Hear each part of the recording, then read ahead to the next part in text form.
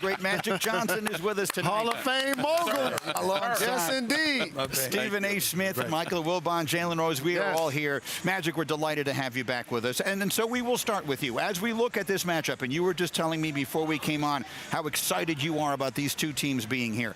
What to you is the most significant individual matchup we will see in these finals? Well, it's definitely Curry versus Smart, right? And I know that he had success in terms of Smart against Curry in the past, but let me say this, he hasn't done it yet in the NBA Finals. And it's a different animal when you think about the finals, because don't think that Steph Curry is not conscious of him playing good defense against him, right? So he's been probably studying everything that this young man Smart has done against him so he can prepare for game one.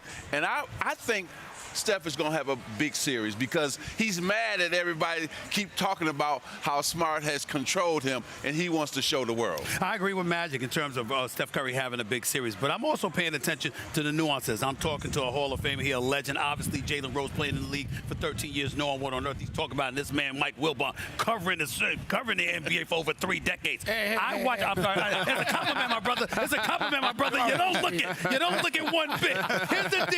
Here's the deal. When I watch Marcus Smart, remember, Steph Curry got hurt earlier this year. Marcus Smart was the one who hurt him.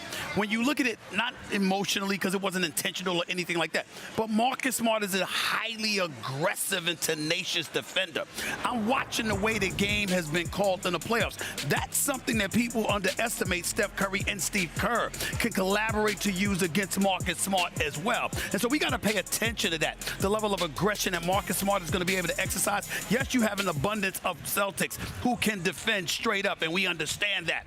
But you have the most explosive offense in basketball as far as I'm concerned. And if anybody can figure out a way to take advantage of a potent defense, it's this Golden State Warriors. Let me just say this real quick, Jalen, before you jump in. Quick whistle benefits Golden State.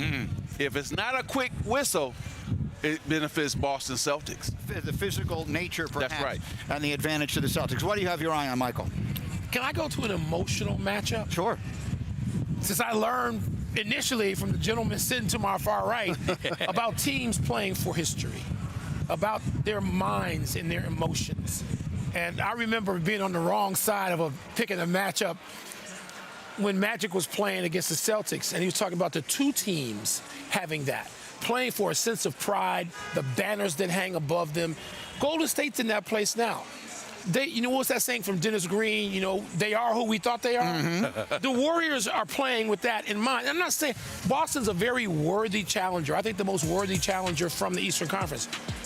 But Golden State missed those 2 years, which was beyond their control with the injuries. And now they want to show us we are who you thought we were. And so that, I think that plays heavily into this series. I'm going to take the wings since Magic, the Hall of Fame mogul, took the point guard position, right? Klay Thompson and Wiggins. Klay returns after 941 days, helped shoot them into the NBA Finals.